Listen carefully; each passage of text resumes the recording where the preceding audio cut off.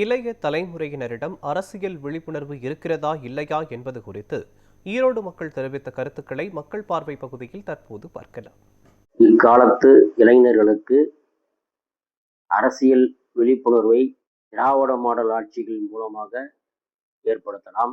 தமிழ்நாட்டினுடைய துணை முதலமைச்சர், கழக இளைஞரணி செயலாளர் மாண்புமிகு உதயநிதி ஸ்டாலின் அவர்கள் இன்று இளைஞர்களுக்காக தமிழ்நாட்டில் உள்ள அனைத்து தொகுதிகளிலும் சிறு விளையாட்டரங்கங்கள் அமைத்து அந்த இளைஞர்களுக்கு விளையாட்டுகளின் மூலமாக மிக சிறந்த, இந்தியாவிலேயே தலை சிறந்த மாநிலமாகவும் முதற் மாநிலமாகவும் வருவதற்குண்டான ஏற்பாட்டுகளை உதயநிதி ஸ்டாலின் அவர்கள் செய்து வருகிறார். இன்னைக்கு இருக்கிற அரசியல் சூழலில் அரசியலில் வந்து நம்ம தவிர்ப்போமானால் தகுதி இல்லாதவங்க நம்மளை ஆளுவாங்க.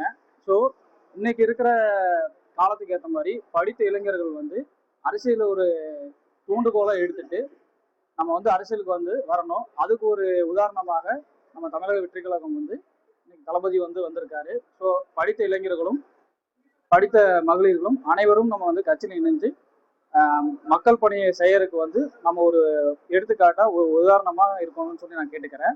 அதாவது பார்த்துட்டீங்கன்னா இப்போ இருக்கிற அரசு பார்த்துட்டீங்கன்னா எந்த ஒரு நல்வருவை தேடி போற மாதிரி எதுவுமே இல்லைங்க. ஒரு மணிகாரை போய் பார்க்கறதா இருந்தாலுமே அவங்க நம்ம ஒரு 500 ரூபா லஞ்சம் கொடுத்து அந்த வேலை செய்ய மாதிரி தான் இருக்குது. அப்படி இருக்கிற சூழ்நிலை நம்ம எங்க போனாலும் ஒரு லஞ்சம்.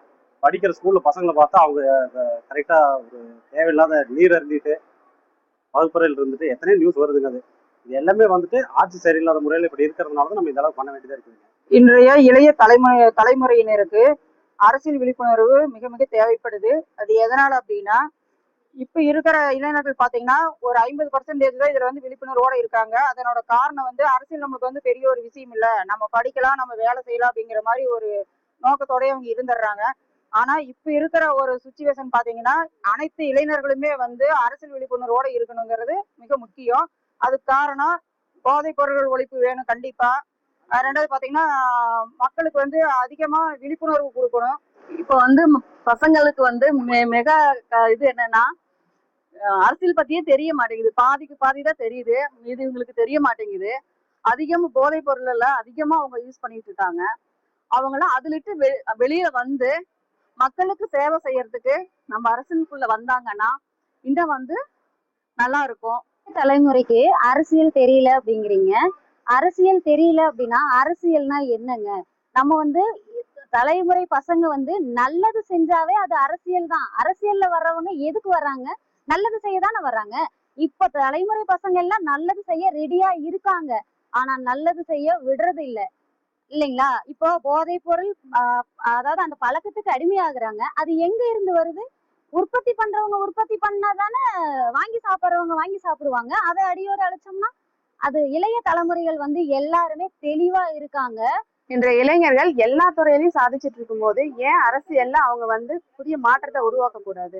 அதுக்காகவே இளைஞர்களுக்கு அரசியல் விழிப்புணர்வை கொடுத்து அரசியலுக்கு வர வைக்கணும். ஏன் ஒரு மாற்றம், அரசியல் விழிப்புணர்வு வேணும், மாற்றம் வேணும்னு கேட்குறோன்னா, அப்போ பார்த்தீங்கன்னா நம்மளாம் ஒரு சைக்கிளில் போயிட்டு இருந்தோம். இப்போ நம்ம பைக்கு காருன்னு போயிட்டுருக்கோம். ஒரு மாற்றம் தேவைப்படல. அதுவே நம்ம இப்போ குடிசை வீட்டில் வாழ்ந்துட்டு இருந்தோம், ஓட்டு வீட்டில் வாழ்ந்துட்டு இருந்தோம். இப்போ மதில் மெத்த வீடு அந்த மாதிரி வாழ்ந்துட்டு இருக்கோம். அப்போது ஃபஸ்ட்டு நம்ம மிக்சி குக்கர்ன்ட்டு இருந்தோம், இப்போ பட்டர்ஃப்ளை அந்த மாதிரி போயிட்டுறோம். அப்போ ஆட்டாங்கல்லாம் மாவு அரைச்சிட்டு இருந்தோம், இப்போ மிக்சி கிரைண்டர்னு போயிட்டோம். இப்போ நம்ம மாற்றம் தேவைப்படல.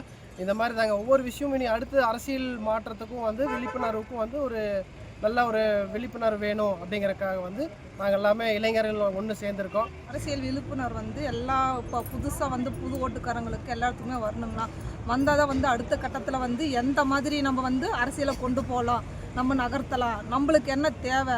இப்போ அடுத்தது இப்போ காலேஜ் முடித்தவங்களுக்கு, இப்போ வேலைக்கு தேடுறவங்களுக்கெல்லாம் அடுத்த தலைமுறையில் அவங்களுக்கெல்லாம் என்னென்ன வேணுங்கிறத கொஸ்டினாக நம்மளுக்கு பார்க்க முடியுது. அரசியல் எல்லாரும் செயல்படணும். நம்மளை யார் ஆண்டுட்டு இருக்காலும் நம்மளுக்கு இன்னுமே தெரிய மாட்டேங்குது. ஏடிஎம்கே டிஎம்கே மாற்றி ஆண்டு இருக்கிறாங்க.